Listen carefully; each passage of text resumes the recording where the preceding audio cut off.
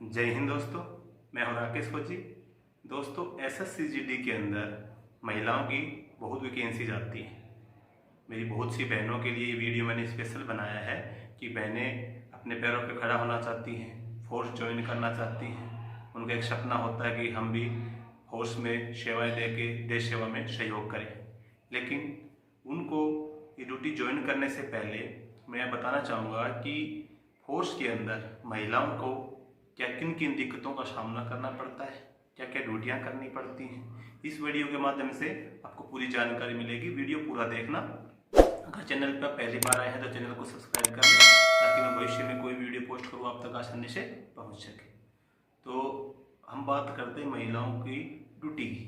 तो ड्यूटी में तो जो जीडी के जवान ड्यूटीज करते हैं जेंट्स, उसी प्रकार से महिलाओं को ड्यूटी करनी पड़ती है। इनको संतरी ड्यूटी जो गार्ड ड्यूटी होती है वो भी करनी पड़ती है, या कहीं पे जैसे चुनाव ड्यूटी में जाना है तो चुनाव में ड्यूटी में भी इनको यूज किया जाता है, ताकि महिलाओं को चेक करना है, महिलाओं के लिए लाइन लगाना है।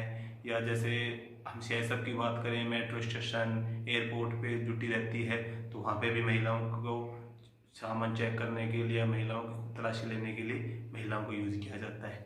नाइट ड्यूटी भी करनी पड़ती है। इसके अलावा जैसे कभी एक स्थान से दूसरे स्थान पे मूवमेंट होता है तो सामान का लोडिंग अनलोडिंग करवाने में भी महिलाएं सहयोग करती हैं। तो ड्यूटी तो लगभग एक बार जब फोर्स ज्वाइन कर लेते हैं तो लगभग सभी ड्यूटियां करनी पड़ती हैं। जब जीडी का जवान करता है उसी प्रकार से महिलाओं को भी ड्यूटियां ज्वाइन करनी पड़ती हैं। इसके अंदर अगर हम दिक्कतों की बात करें तो कुछ लोगों का ये भी मानना है कि महिलाएं जब फोर्स में भर्ती होती हैं तो उनके जो सीनियर अफसर्स होते हैं वो इनका मिसयूज करते हैं। ऐसा कुछ नहीं होता। फोर्स के अंदर जो महिलाएं भर्ती होती हैं उनको भी अपना अधिकार रहता है। ऐसा किसी के साथ कोई भी कार्य ज़बरदस्ती नहीं करवाया जाता है, कोई भी कार्य ज़बरदस्ती नहीं सौंपा जाता है। जो एक रूल और नियम के अनुसार जो काम होते हैं वही काम महिलाओं से लिए जाते हैं। इसके अलावा अगर हम दिक्कतों की बात करें तो एक महिला जब फोर्स ज्वाइन कर लेती है, ज्वाइन करने के बाद में परिवार से उसका संपर्क टूट जाता है। जब तक उसकी शादी नहीं होती तब तक तो कोई प्रॉब्लम नहीं आती है, क्योंकि माँ बाप के पास जब भी छुट्टी मिलती है माँ बाप के पास चली जाती है, कोई प्रॉब्लम से नहीं आती। लेकिन जैसे ही शादी हो जाती है, शादी होगी तो बच्चे भी होंगे। उसके अलावा शादी होने के बाद उस महिला के ऊपर दो परिवारों की जिम्मेदारी हो जाती है। एक जहाँ पे शादी की है, दूसरा जहाँ पे पैदा हुई है। तो उस माँ बाप के पास भी जाना ज़रूरी है और अपने ससुराल भी जाना ज़रूरी है। तो महिलाओं को एक फिक्स समय के लिए छुट्टी मिलती है। जैसे आप सीआईएसएफ के अंदर चले गए तो पूरे साल के अंदर आपको 45 दिन की छुट्टी मिलती है।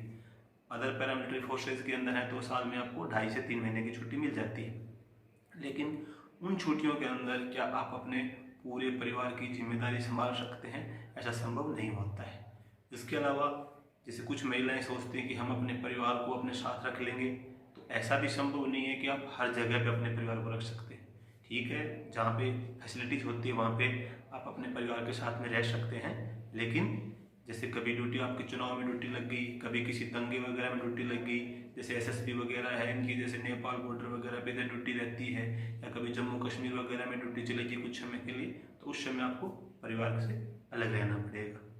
कुछ जगह पे कैंप के अंदर ही फैमिली क्वार्टर्स रहते हैं, लेकिन कुछ जगह पे नहीं होते हैं, तो वहाँ पे आपको कैंप से दूर भी बच्चे रखने पड़ेंगे। इसके अलावा जब आपके बच्चे होते हैं तो जो एक सिविल महिला होती है, जो घर मतलब गृहिणी बोलते हैं, जो घर के अंदर रह के अपने बच्चों से प्रेम रखती है, वो आप नहीं रख सकते।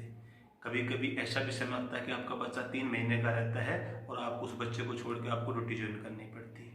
अगर आपके ससुराल में परिवार के साथ नहीं बनती है तो आपके बच्चे की जिम्मेदारी बड़ी मुश्किल हो जाती है। अगर आप ड्यूटी पे भी साथ ले आते हैं बच्चे को, तो ये तो है नहीं कि आप बच्चे को लिया और ड्यूटी चले गए, तो बच्चे को घर में संभालने के लिए क्वार्टर पे भी कोई ना कोई आपको चाहिए। ये बहुत बड़ी आपको एक दिक्कत का सामना करना पड़ता है। इस प्रकार की बहुत सी दिक्कतें आती हैं जो आपकी शादीशुदा लाइफ को बहुत इफेक्ट करती हैं। जो सबसे बड़ी दिक्कत है ना महिलाओं की, अपने जैसे गाँव समाज में बोलते हैं सबसे बड़ा रोग क्या कहेंगे लोग, क्योंकि जो महिला फोर्स ज्वाइन कर लेती है उसको कहीं भी कितना भी दूर जाना है, अकेले जाना है, रात को भी जाना, मान लो उसकी ट्रेन रात को 2 बजे भी पहुंचती है, 2 बजे भी जाना है, 12 बजे भी जाना है, लेकिन गांव समाज में लोग क्या बोलते हैं, रात को 2 बजे लड़की कहाँ से आ रही है। ऐसे जब आप ड्यूटी ज्वाइन करते हैं, अपने क्वार्टर पे रहते हैं, तो वहाँ से भी आपकी अगर नाइट ड्यूटी है, मान लो आपकी नाइट ड्यूटी 12 से 2 बजे लग गई और आपका जो क्वार्टर हो कैंप से बाहर है, और आपको ड्यूटी ख़त्म करके अपने क्वार्टर पे जाना है, तो इन सभी समस्याओं का भी आपको सामना करना पड़ सकता है। इसके अलावा जो महिलाएं फोर्स में ड्यूटी ज्वाइन करती हैं वो ज़्यादातर फोर्स पर्सन से शादी करती हैं। जैसे जो महिला सीआरपीएफ में पढ़ती है तो सीआरपीएफ के वाले से शादी कर लेती है, बीएसएफ में, बीएसएफ वाले से मैक्सिमम मतलब 70 से 80% तक ऐसे ही होता है। लेकिन जब वो दोनों की ड्यूटी एक साथ आ गई, अलग अलग पोस्टिंग आ गई, तब बच्चे की देखभाल की प्रॉब्लम्स हो जाती है। तो इन सभी दिक्कतों का सामना करना पड़ता है। परिवार के अंदर किसी प्रकार के शादी ब्याह फंक्शन वगैरह होते हैं, उन सभी को अटेंड नहीं कर पाती है। मेरा कहने का मतलब ये है कि जैसे ही आप फोर्स ज्वाइन कर लेते हैं तो आपकी ज़िंदगी में बहुत ज़्यादा भागा दौड़ शुरू हो जाती है कि आपको ड्यूटी भी देखनी है, अपने परिवार को भी देखना है, आपके जो बच्चों का पालन पोषण करना उसको भी देखना है। चारों तरफ आपकी जवाबदारी भरी ज़िंदगी हो जाती है। और इसके अलावा ज़्यादा समस्याएं नहीं आती। लेकिन जो महिलाएं ये हैं कि हम संघर्ष करेंगी और अपने दम पे हमें खड़ा होना है और फोर्स ज्वाइन करना है, तो उनका मोस्ट वेलकम, आप फॉर्म भर ली। क्योंकि मैं कहने का मतलब ये है कि जो दिक्कतें आती हैं फोर्स ज्वाइन करने के बाद में, वो मैंने आपको पहले से बता दिया।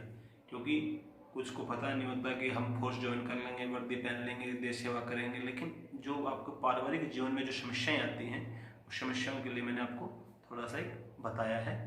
और वैसे आपका स्वागत है। SSCGD की वैकेंसी निकलने वाली है, बढ़िया से फॉर्म भरिए, ड्यूटी ज्वाइन कीजिए और देश सेवा में सहयोग कीजिए। तो ये था एक छोटा सा वीडियो अगर आपको अच्छा लगा तो लाइक करना, और अगर इसके अलावा आपका कोई पॉइंट रह गया हो तो आप कमेंट बॉक्स में कमेंट करके पूछ सकते हैं। जय हिंद।